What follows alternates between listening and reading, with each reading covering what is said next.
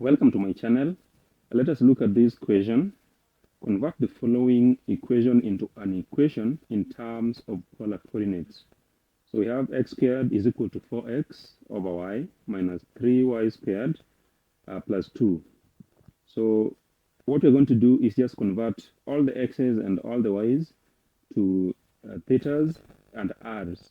Okay, so we are going to use this information.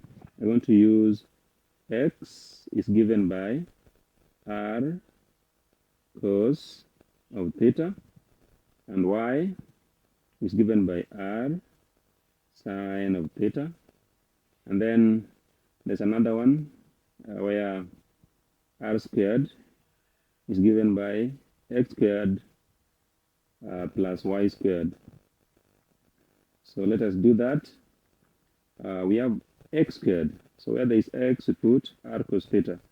So let us rewrite this equation with this in mind. So we're going to have r cos of theta squared is equal to 4x,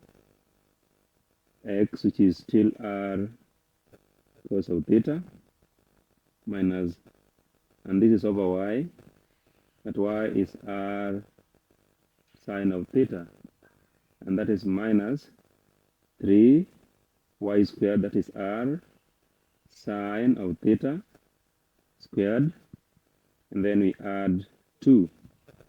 So let us simplify this. We can open up the brackets. So this will be r squared times the cos squared theta is equal to 4 r cos theta over r sine theta minus 3 r squared sine squared theta plus 2.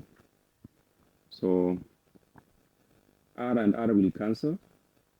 So we are left with r squared cos squared theta is equal to 4 times cos of theta over sine of theta minus 3 r squared sine squared theta plus 2.